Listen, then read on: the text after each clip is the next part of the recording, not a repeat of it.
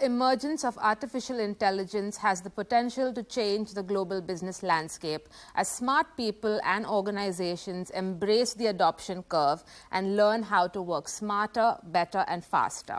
In this special episode of Media Dialogues with Storyboard 18, we decode the effective use cases of AI-led tools across industries to uncover interesting insights and practical applications of this disruptive technology across areas like customer service, recommendations, predictive analytics, design and product innovation, personalized marketing, content creation, and a lot more. I'm glad to introduce our panel of experts who have real insights into the world of artificial intelligence. We have with us MVS Murthy, CMO of Federal Bank.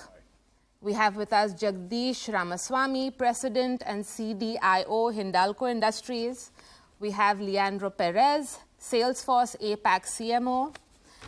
We have Samir Shetty on my left, Head of Digital Business and Transformation at Axis Bank, and Sumit Bhojani, Head of Marketing Communication at Godrej Interior. Hello and welcome to Media Dialogues with Storyboard 18, gentlemen. It's lovely to have you here. And I'm going to just kick off the dialogue immediately with you, Leandro, to give us in perhaps 30 seconds your sort of intense take on artificial intelligence, whether it's in its sort of generative AI capacity or otherwise. Give us your 30-second take on its impact that you see across businesses today and some of the clients that you work with. Thank you. Well, look, as a leading CRM provider, we feel like we're at the center of all of this, with customer service, sales, marketing, IT really being at the forefront of where these use cases are coming. So AI, of course, needs amazing data, clean data, so that's where you need to start. But we believe that AI today also needs trust and security built in. So I know we've been talking about that with my colleagues here. And then we've got customers all across industries, whether they are FinServe, retail, healthcare, they're all leaning in. And AI is not new, right? But some of these generative AI use cases, I'm very excited to talk about that today. Absolutely. And I'm going to come to you, Samir, first, given, of course, that you are in a sector, BFSI, banking, where data, information in your customers, of course, is absolutely critical for everything that you do. That applies to, of course, everyone here on the panel. But help us understand how you are currently deploying AI-led tools when it comes to personalization. So firstly, thank you for having me on the show. As you rightly mentioned, data has been at the center of banking for years, and banks have used data to do many things over time. For us, personalization is a big element of what we are trying to deliver to our customers. And this is an exercise that we've been on for about 2.5 years now. So as an example, today, our app is hyper-personalized, which means that depending on the consumer, they will see different messages as soon as they open the app. So as an example, I might see a message saying, I'm on the last 2 pages of my checkbook, and so if I would like to order a new checkbook. You may see a message saying, you know, you got a big credit, maybe you got your bonus, and so do you want to invest it into, let's say, an FD or a mutual fund. And a third person may see something else and a fourth something else, basis their context and what is relevant to them at that point in time. Similarly, our marketing messages, when we send out SMSs or other communications to customers, are hyper-personalized. So they are addressed to a consumer, and they are addressed to a consumer in the context of where they are at that point in time. And so personalization is a very core element of how we see marketing evolving further, and that's an area where we will continue to use AI. I'm going to sort of dig a little bit deeper into the personalization piece right now, and I'll come to you, Murthy, first. Tell me, you know, what are some of the use cases that you are perhaps seeing, and I'd also then, of course, like to take that conversation, some of the implications of such a hyper-personalized experience using AI. So over to you, Murthy. Just give us your one of the most take. exciting things which is happening right now is that marketing is sitting on top of the digital experience. It is sitting on top of the fintech innovation which is coming in. It is also sitting on top of high amount of infrastructure, which is also changing. The cloud is making a change. So all of these three put together. And for us at the bank, we are lucky because for me, I'm being powered by my fintech team, the digital infrastructure team, and also the experience creating team. Now, with all of these things, three things coming together, my ability to personalize has got multiple facets. One is that I can be relevant to you.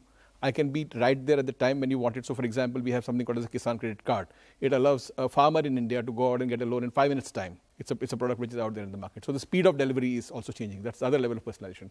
The third part is if I can anticipate what you might need in your life stage that you're going to enter into. Maybe there is a baby in the house, or maybe you're coming back to your career.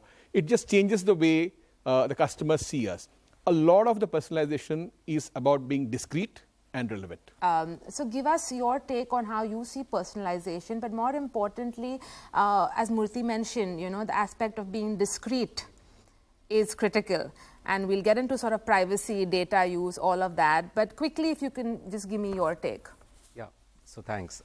So no doubt, any technology which is going to enhance customer experience going forward, either by doing personalized data or by making sure that the customer journey is correctly mapped, is going to be the way going in the future. And Godrej and Boyce, we make sure that we follow these technologies so that the enhanced capability that it offers helps us deliver the best customer experience. From the point of view of privacy that you mentioned, I think it's a very important point to keep in mind. As a responsible organization, we have to be clear about how we are going to use this data. There's data privacy for the customers. There is company proprietary data that you want to make sure doesn't get out.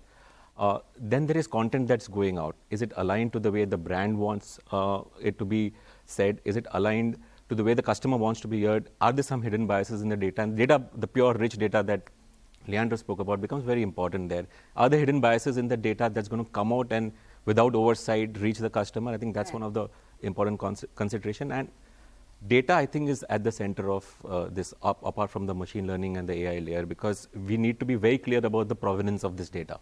Where is this data coming from? How are we using it? How are we going to oversee the output? These considerations become very important as we move into a hyper-personalized world, which is inevitable. We are going to move into a hyper-personalized world. Brands and responsible organizations need to set enough guardrails to make sure that the communication that's going out is brand safe, aligned to guidelines, and the data privacy concerns have to be protected. Jagdish, before I come to you, I'm just going to get Leandro's quick perspective on what you've heard three of your co-panelists say about AI and, of course, it being fed with all this data.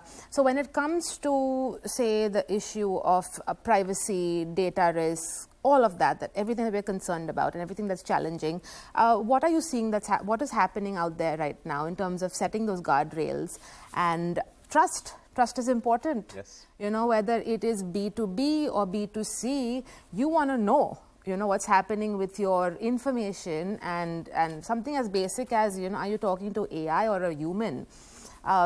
What's your sense? Yeah, it's really interesting. I think we've covered a few different areas. So firstly, like generic, traditional machine learning AI use cases like mentioned before, where it's just the computer talking to the end user. And so there's no human involved there. So there's less risk of that data being exposed to someone, even within your own company, that shouldn't have that. I think as we move to some of the new use cases, like generative UI use cases, like mentioned here, I think what's important there is that that's not like old traditional databases approach, where once that data is in the model, it's in the model and it can be spat out at any moment in time. And that's where at Salesforce we've really taken a lot of note to ensure that we build a trust layer in, because that data, once it comes in, you don't want that shared with different companies. And even within your company, just because something is available to one person doesn't mean it's available to another. So I think that trust layer is super important, and bias is then another element, that just another buzzword you mentioned there, but it's very important because once that data has come in, the bias that has fed the machine is what's going to continue to produce. And so it's going to get reinforced by that. So I think so many good things. One, I'm just excited that people are using the technology, but we're having this conversation.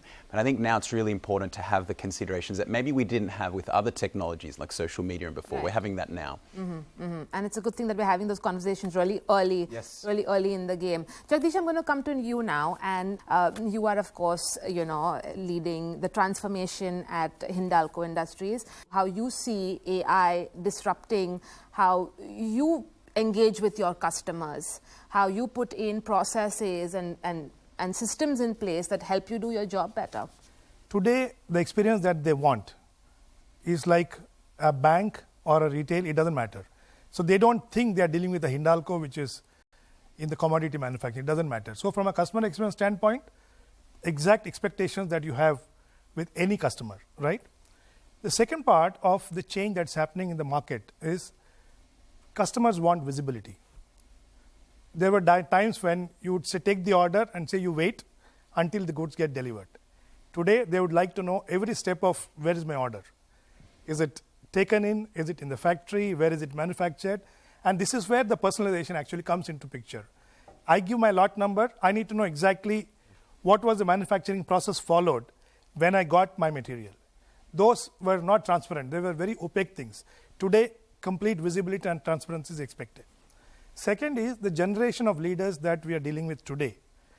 The organization is the same, but the people who are running the organizations have changed.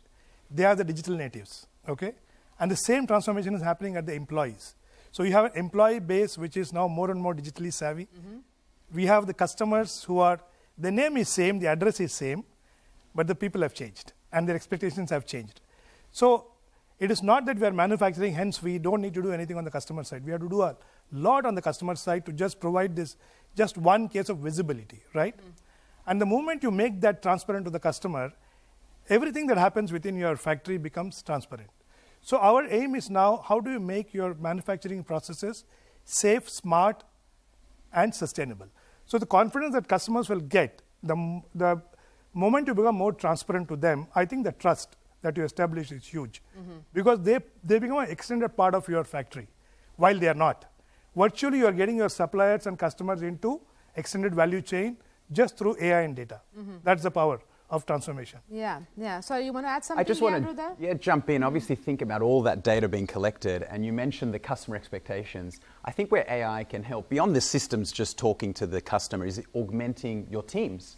Think about all those data points, showing that to a customer service rep or a sales rep so that in that moment, they know what to say next. Like, I think that's what really excites us at Salesforce. Yeah, there was something very interesting I heard recently, and it was the global CM of MasterCard who said that maybe we should change it from artificial intelligence to augmented intelligence. I love that. And I absolutely think that a lot of the conversation that we're having right now is going in that direction. So I'll tell you what, despite all the hype and the necessity of having AI, at the end of the day, we are all going to be human at the core and digital to the fore. It adds to look at our industry, banking. We are so much of a people-first kind of an industry. And you also need to differentiate between the markets. For example, a small town like Mallorca may have about 5,000 people, but a pin code in Bombay could have about 5 lakh people. So the scale that we are operating, it is very, very different. And when it comes to India, we have something called as a vernacular architecture. You need to have multiple languages, cultures, and stuff like that. So people still expect you to go out and be present there. However, the quality of the interaction can be far more superior when you augment it with intelligence. So for example, where you use the AI is also an important part. Do I want to use it in my call center? Do I want to use it in my digital marketing? Do I want to use it to enable my sales force? Is a very important part. And therefore, can I improve and heighten the delivery of a wealth management customer by use of AI? So I don't need to be the smartest guy who knows how the stock market is going to perform. But if I know what his personality is, and money is not really about the trades that you put as much as it is about the psyche of person you are, it enables my front-end official to go out and have a far superior customer experience. And that's where the whole thing gets heightened. And there you also cut the gender and the age barrier, because the customer sees an intelligent young 28-year-old come in and talking to him with all the possible information which has been given through a AI-led kind of a system. And that's rarely where the meeting or the intersection happens. I just want to add, it's almost like being like in a matrix.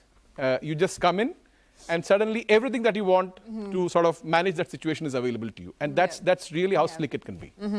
But the matrix can be challenging it as can well. Be. It can always be. So in the midst of a Vulcan like Spock, and Scotty is going to beam you up, still Captain Kirk has to use his empathy and his intelligence on when does he want to invoke this logical, process-driven kind of a power. So that's a very important discretion again. I just what a spot-on analogy. Please go on. Jump in. I think it's a very important point that I know that there's a fear cycle around this entire AI and Gen AI and whether it's going to take away jobs. I think over the years we've seen that all technology disruptions, like the last big disruption we saw in the marketing world was when consumers started transitioning to digital journeys. And that was like early 2000s, and that itself had its own set of people saying that, how a traditional marketing going to even survive. Today, as we see it with smartphones coming, all technology has ended up augmenting humans to doing things differently, to doing things better. Right. And I think there's going to be a change in job structure, but it's going to be more reskilling, more upskilling, and a different set of jobs are going to emerge. Content creation is going to get democratized. Rather than, so that augmented intelligence is a great point. Right. I think it's exactly how it's going to play out in my view. I love that in particular, sorry to jump in, but what I like about it is, it's funny, when you say digital got introduced, so much new work got created because of the digital journeys. Like, how do we personalize? Let's create 10 personalized headlines or emails. That's the work that I think AI can help, which helps unlock all the creativity again within an organization. So the companies will have people that want to do these roles. Right. And what you said as well, it's a great leveler. Like a prompt is human language, right? You don't need to know how to code or anything like that. So it's a very, very exciting time to level it, bring back the creativity and really make sure that companies can be productive again. Can I give an example of just how the Yeah. job is getting changed? I'll give you case of, today if you look at manufacturing anywhere, we have the quality inspectors who actually do inspect the job and declare whether it's fit for customer or not. That's gone because that has been taken over by the AI, right? So what does this guy do now? We're actually saying, why can't he be the analyst and the data analyst? So I think it is going to really enrich the work that they are doing. While the quality control will get minimized or almost eliminated, I think it's going to enrich a lot of people's job if it is really applied. We apply our mind in the structure, organizational structure. All of us have to, as AI starts to identify, take the core of your operations, you have to start thinking about your future organization structure. Very important. Hold on to that thought. We'll take a quick break and be back to talk about AI and its use cases in today's world.